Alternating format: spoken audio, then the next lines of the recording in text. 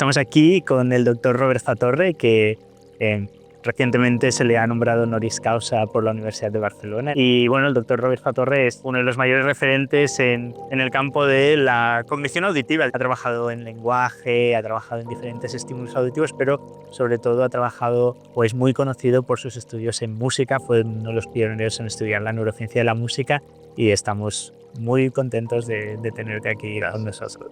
La primera pregunta era, ¿qué te llevó a interesarte por estudiar la música desde un punto de vista científico? Es algo como personal, digamos, porque siempre me interesó la ciencia desde muy pequeño y siempre pensé que, bueno, quería ser científico o trabajar en ciencia, pero como muchos chicos en la adolescencia me picó la música y empecé a escuchar música. Tuve también experiencias muy particulares porque, bueno, en esa época, como todos los chicos de esa edad, estaba escuchando la música popular en ese momento, ¿no? Ya sea los Beatles o estaba The Doors, que era un grupo un poco más intelectual. Sofisticado, ¿no? Sí, sí.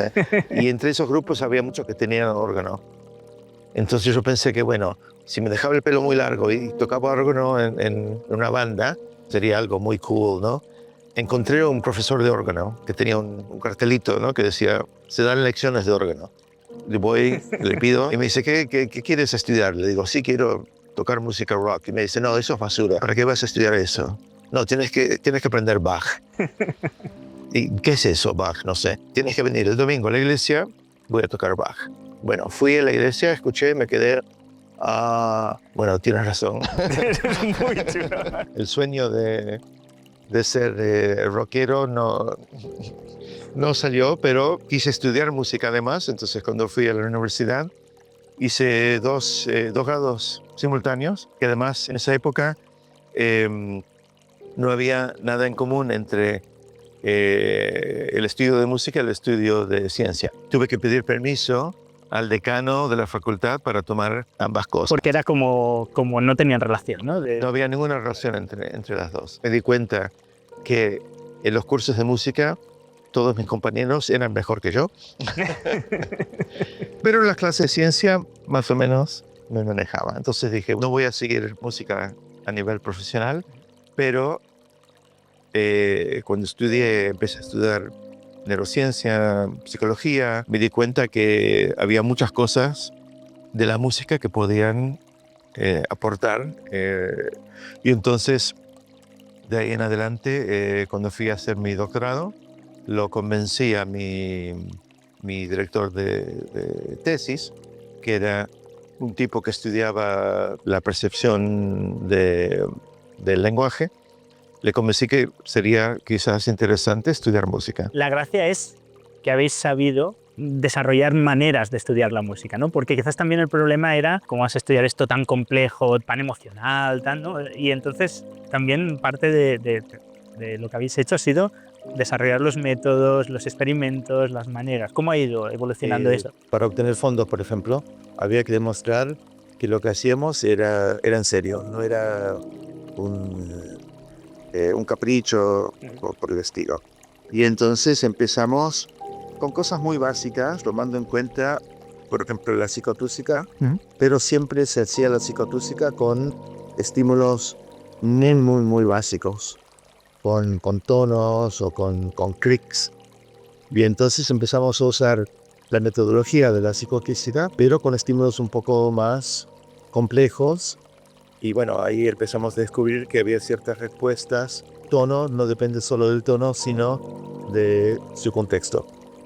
Y bueno, conceptos de la armonía o de las melodías o del ritmo, cosas muy simples que ahora ya todos ya lo conocen, pero en esa época había que hacer el trabajo como de fondo, ¿no? Antes de estudiar la parte más compleja, la parte más interesante, hubo que hacer mucho trabajo para ponerle los fundamentos. Y gracias a eso, puedes poder construir el edificio sobre esos fundamentos. Y entonces ya vas aumentando la complejidad ya hasta llegar ya a aspectos más de placer o de intentar entender por qué algunas áreas o por qué hay ciertas lateralidades, ¿no? en el lenguaje, en la música, etcétera, ¿no? Y entonces, ¿cómo llegáis a, por ejemplo, a interesaros en el placer, por ejemplo, para empezar? Bueno, fue una transición, porque en un principio nos dedicábamos a estudiar cosas que eran más obvias y que también fueran más aceptables, digamos, dentro de un contorno científico. Por ejemplo, nos dedicamos unos 10 años a estudiar la diferencia entre música y lenguaje, que fue algo un poco más directo, más fácil y también muy útil y creo que descubrimos algunas diferencias importantes. Pero llegó un punto, hacia el año 2000, que ya eso, digamos que ya se había estudiado y quedaban muchas cosas por comprender. Y tuve la suerte de tener una estudiante en postdoctorado que vino, la conocí en un congreso y me dice, creo que debemos estudiar el placer musical. Y bueno, ¿y por qué? ¿Y tú qué haces? Dice, bueno, yo he estudiado las neuronas de la rata que responden a la vibración de los bigotes del animal. Y le digo, ¿y eso qué tiene que ver? Dice, no, nada. Y por eso quiero salirme de estudiar los bigotes de la rata y estudiar algo mucho más interesante. Tenía metodologías muy complejas. Le dije, bueno, si tú puedes hacer eso con las ratas, bueno, vamos a ver qué sacamos. Era And Blood, se llamaba, y ahora está en Harvard hace ya años. Y le dije, bueno, ¿cómo vamos a hacer para estudiar el placer musical? Algo muy difícil. Y nos pusimos a hablar. Ella era baterista en una banda de rock and roll y yo organista. Y nos pusimos a hablar, cuando sientas placer, ¿qué ocurre? Y ella me dice, bueno, cuando hay un red de la guitarra eléctrica, me da un placer, siento escalofríos. Y yo digo, pero cuando yo escucho en la fuga de Bach que entran los pedales, siento escalofríos. Bueno, y ahí es el punto en común, ¿no? Que hay una reacción fisiológica que ambos sentimos, pero con música muy distinta. Y ahí nos dimos cuenta que la clave era permitir a la persona que estamos estudiando de escoger su propio estímulo. Porque al sentir los famosos escalofríos, hay también índices fisiológicos que se pueden medir. Que eso era muy importante porque los estudios anteriores que habían intentado estudiar el placer musical eran muy subjetivos. Nos dimos cuenta que esto de los escalofríos podíamos medir los cambios de la respuesta dermal de la piel, también la respiración, el ritmo cardíaco, todas estas cosas. Entonces empezamos a hacer estudios a nivel fisiológico y luego usando neuroimágenes y ahí descubrimos que todas las zonas de recompensa que se habían estudiado precisamente en ratas, ella los conocía porque conocía la fisiología en los roedores y mirando los esquemas en los roedores en los humanos son las mismas regiones. El núcleo caudado, el núcleo accumbens, la zona ventromedial frontal, todas estas zonas se comparten. Y bueno, de ahí surgió todo un campo de investigación que abrió las puertas a una serie de estudios. De hecho, este estudio es siempre que se cita es Seminal Study. O sea, es como el estudio primero que abrió todo un campo de investigación. Es cierto. Una de las cosas bonitas de estudiar música es que nos permite comprender un montón de funciones psicológicas, cognitivas y neuronales, y entre ellas está la plasticidad cerebral. Y la música es interesante desde ese punto de vista porque podemos estudiar los cambios que pueden ocurrir en individuos a lo largo de un tiempo bastante largo. Podemos tomar a una persona que está practicando el violín por 3 horas por día por 20 años. Eso es algo que no podemos hacer en el laboratorio, pero sí podemos ir a la escuela de música o al conservatorio y encontrar personas que tienen esa característica. Y podemos ver qué ha cambiado en su cerebro comparándolo con otros grupos de individuos que quizás no tengan esa formación, tengan otra formación. No es lo mismo una persona que canta que una persona que toca el violín, que una persona que toca el piano. Una de las cosas que me gustan mucho de algunos de los experimentos que haces es la creatividad para poder estudiar esto. Alguna vez he venido a tu laboratorio y enseñas cómo sois capaces de conseguir que una persona toque un violonchelo dentro de un escáner o un piano que te detecta, ¿no? ¿Puedes explicarnos un poco cómo es? Claro, ya era bastante complicado presentar estímulos auditivos dentro de un aparato de neuroimágenes. En un principio no había los equipos necesarios y tuvimos que también trabajar con ingenieros, con gente que tuviera conocimientos técnicos para ayudarnos nada más que a presentar sonidos. Así que en un principio nos dedicamos nada más que a la parte perceptiva. Pero bueno, empezamos también a trabajar con otros estudiantes. Joyce Chen, por ejemplo, que fue estudiante también de Virginia y mío, es violinista y le interesaba mucho todo lo que es el vínculo entre el sonido y el movimiento, ya sea a nivel de tocar un instrumento y también a nivel de mover el cuerpo o de bailar, todas estas cosas. Nos pusimos a pensar que no era suficiente estudiar lo que ocurre en el cerebro al escuchar sonido, sino que también sería importante comprender qué ocurre en el cerebro al tocar un instrumento. ¿Cómo hacemos para tocar un instrumento dentro de una máquina, por ejemplo, de resonancia? Y bueno, ahí también tuvimos la suerte de trabajar con un grupo de tecnología de la música de nuestra universidad en McGill, que les interesa mucho todo lo que es la parte no solo técnica, sino también de ejecutar sobre instrumentos distintos, porque ellos son muy creativos, ¿no? Y para fines artísticos desarrollan aparatos con diferentes tipos de interface para crear sonidos nuevos. Y entonces hablamos con ellos y dijimos, bueno, tenemos este problema. Tenemos un resonador que tiene tal dimensión y además un campo magnético muy alto, no puede entrar ningún metal y queremos poder tocar un piano y un instrumento de cuerdas. Y bueno, tuvimos un estudiante de ingeniería de la tecnología de la música y este fue su doctorado, fue crear y construir esos instrumentos. Fue un proyecto muy, muy bonito.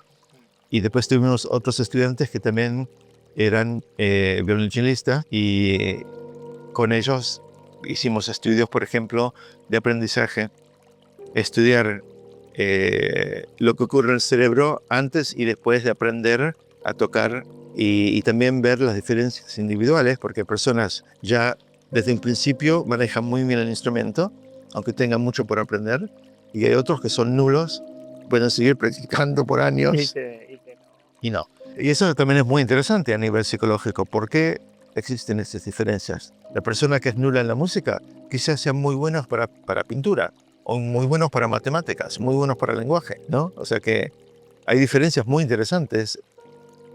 Todos los individuos tenemos nuestras cosas buenas y nuestras cosas no tan buenas, ¿no?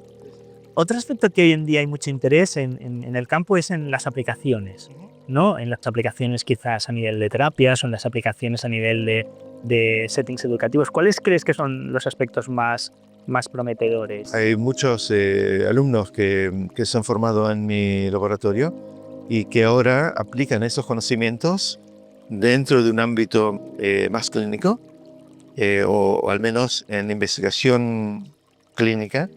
Y también hay muchos laboratorios en otros lugares donde hay colegas que también están estudiando ese tipo de aplicación.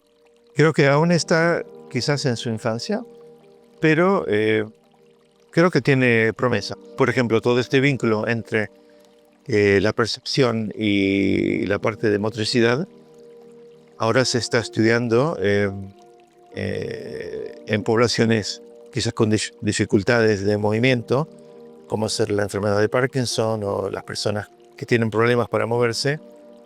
El uso de música, especialmente música con cierto ritmo, permite mover de una manera muy distinta. Por ejemplo, con un estímulo visual no funciona tan bien, mientras que con un estímulo auditivo suele producirse más actividad motora. Eso a la vez es un campo de investigación y es un campo que tiene posibles aplicaciones.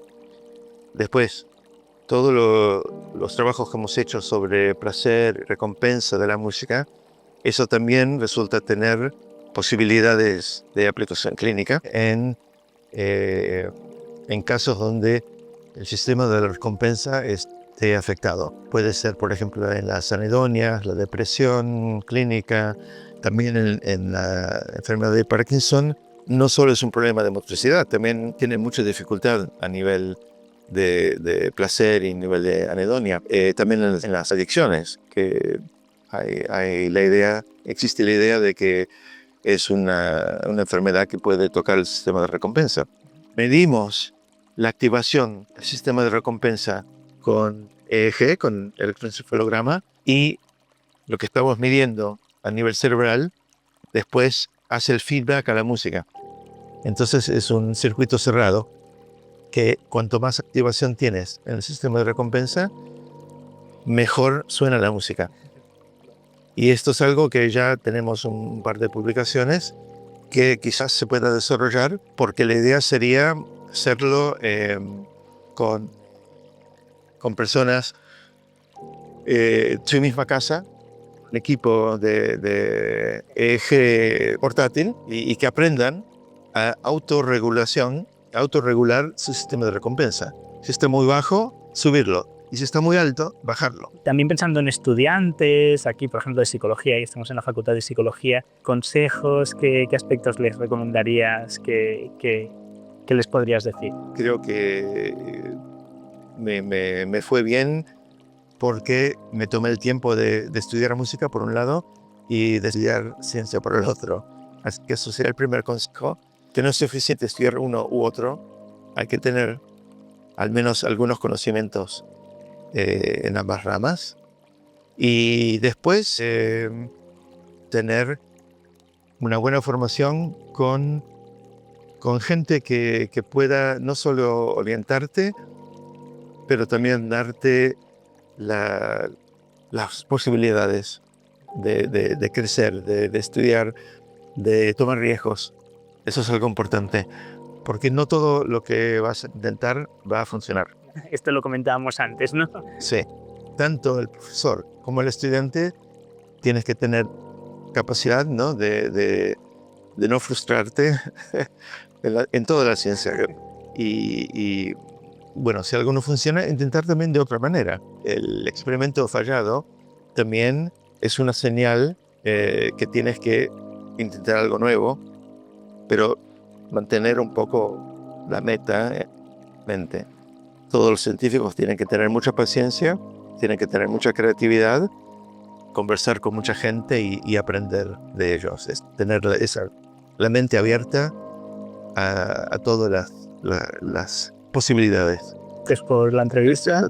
A ti, a toda la Universidad de Barcelona, y también, obviamente, en el laboratorio que ustedes han montado, siguen muchas investigaciones muy bonitas. Me da mucha recompensa a mí, después de tantos años de esfuerzo, ver que hay tanta gente, mucho más joven, que está siguiendo, con mucha gente muy creativa y con mucho esfuerzo, mucho trabajo. Y eso para mí me gusta mucho, porque veo que no se va a venir abajo, porque hay mucha gente muy buena en Barcelona y en muchos lugares que van a seguir trabajando. Muchas gracias.